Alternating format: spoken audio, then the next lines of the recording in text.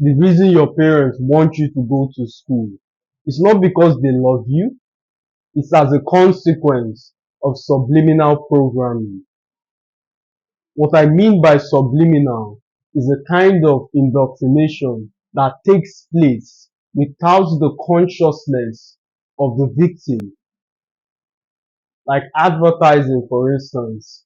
If a product keep popping up in your face, keep popping up, it's only a matter of time before you unconsciously desire that product, or you replace the existing product with the line of service of what you're being advertised with. I recall one time when there was this particular toothpaste which ran tons of advertising. It was only a matter of time where subconsciously about to purchase new toothpaste, about to restock. Guess which one I bought? Exactly. So how does this correlate to school and your parents? We'll tie that in very quickly. Most of your parents didn't have the opportunity to go to school. Most of your parents, especially in the days of old, where farming was the norm. So while they farm, children who had the privilege, that's what it was back then, privilege to go to school with their neatly ironed uniform, your parents would gaze in admiration and they swore to themselves, my child would also go to school. That's why you can see a woman, especially in places like Africa, get up as early as 6 a.m. to fry something by the roadside, all so how children can go to school.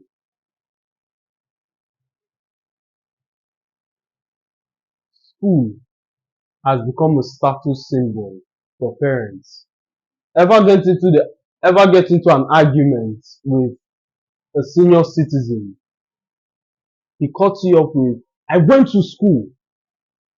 So that interjection to you is, how does this back up your claim? But to him, it's a status symbol across their demographic.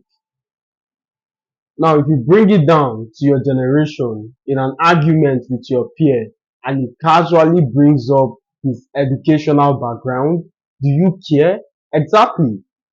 So in their time, it was a status symbol. That's why they want you to go, because some consciously they feel going to school is something of status. Unfortunately, in fact, we can tie it back to the basic principle of economics, which is supply and demand. The supply for school back then was relatively very low. Very few people had access to school and the demand was high. So supply low, demand high, creating scarcity. As intelligent individuals, value is linked to scarcity. The only reason gold is as desirable is because of the scarcity. Mansa Musa bankrupted the economy of Egypt. Why?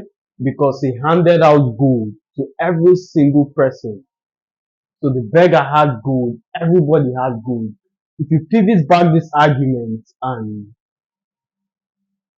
you look at the word economics derived from the Greek word economia, it means the study of lack, the study of lack. So for an economy to function, someone has to be in lack. Of course, this is not an economics or finance video. So let's head back. Let's not diverge from the original subject. School was a status symbol then. To be a lawyer was something of prestige. To be a lawyer, to be a parent of an educated individual was prestigious. You were prominent at the time. Unfortunately, it's no longer the case. In the days of old, the academician, academic, huh, Am I pronouncing it wrongly? Academicians. I can't recall. I think it's pronounced academicians. Anyways, the guys in the academia, their opinion was valid. So the guys in the academia, we have people like Alfred Marshall, Adam Smith. They would give their opinions on how to run the government. Their opinion was something of value.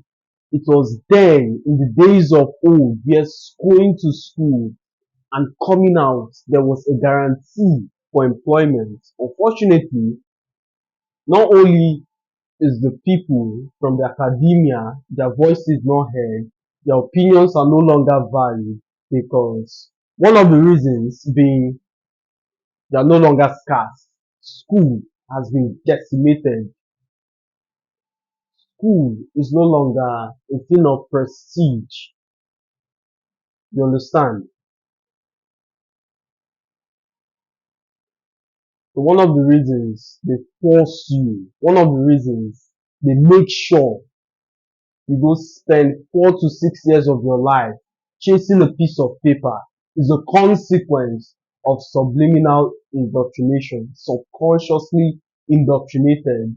Make sure you go to school. They somehow feel it's a guarantee to success, which is not the case. Now, I'm not going to explain away school and try to paint it in a negative light or foolishly assume it's unnecessary. Of course, it is necessary. If you want to be a lawyer, you need to go to school. If you want to be a doctor, you need to go to school. So there are certain fields of which school becomes a necessity. A necessity in the sense that to give you the ability or to give you the platform to express whatever it is you've learned. In this day and age of technology and AI, it is very easy to learn a skill, learn a business, learn anything online. So going to school only certifies and gives you some degree of legitimacy to practice, especially in complex fields.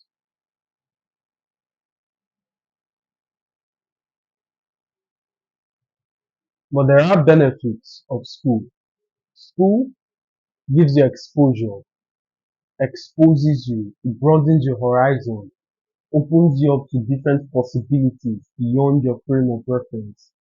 There are times, yeah, things you don't know. I'm not talking about the classroom. The school environment in and of itself is a small concentrated form of what life would be, especially boarding schools and public universities. So you go there, interact with peasants and vassals, see how they construct their life. Especially when you meet someone at the lowest echelon of society, you begin to contrast. If you're a serious individual, I could end up like that. I could end up like this guy. Okay, what mistakes got him here? He did living it up 20s. He led a hedonistic life. There are things he did of which I should avoid. So it's aside the classroom environment is a very good learning experience. It's a very good tutor if you're willing to listen.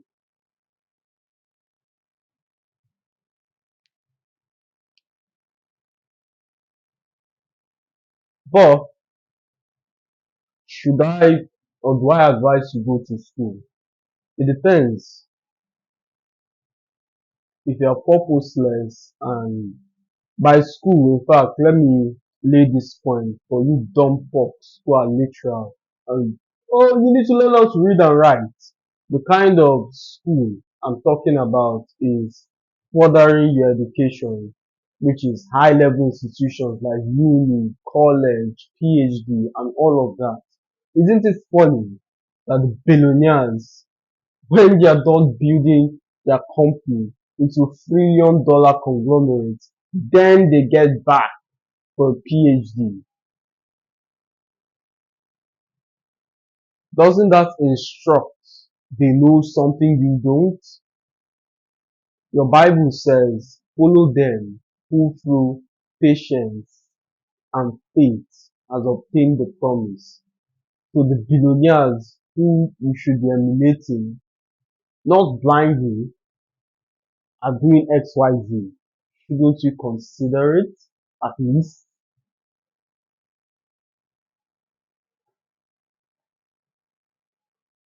Anyways, back to the initial question, which is, should you go to uni? It depends. If you're in countries like Africa, where it's very difficult to access debt or to take on debt, to go to school, then by all means, learn the experience. However, if there's a skill or there's something you can learn or do by the side as you engage in this waste of time, by all means. But if you're going to take on debt, if you need to take on debt to get a piece of paper that says hire me, I'm good, then you shouldn't. You should not. Or this analogy.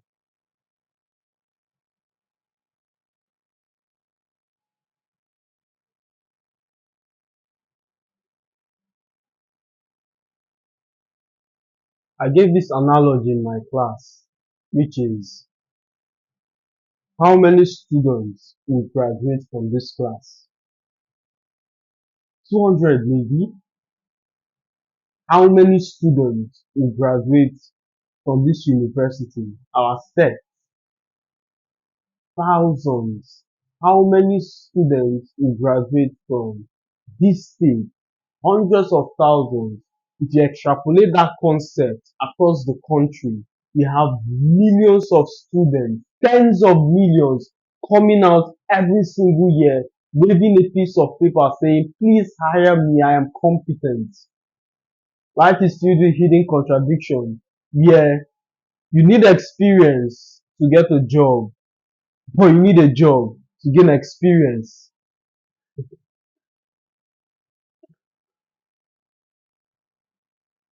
Younger demographics suffers the consequence of frictional labor. Is it frictional labor? Either structural. I think it's structural. Structural labor. It's the kind of labor that's a consequence of newly graduated students. It's very difficult for you to find labor in that state. Anyways, now you understand you're going to school is a consequence of subliminal programming. I've taught it in this house various times. Your subconscious is what dictates the outcome of your life. The layers on top, I can expound. So your subconscious mind leads to a thought. Your thought leads to action. Action produces result. Result determines the ultimate quality of your life. Have you ever seen a very jacked guy or you watched a movie involving some attractive, muscular, young, handsome, 6'4", Songodra, and unconsciously, after the video, he began doing push-ups. Exactly. The reason is your subconscious has contrasted your shitty existence of a life to that of the good looking man and deemed you inferior, of which you have to compensate by doing push-ups.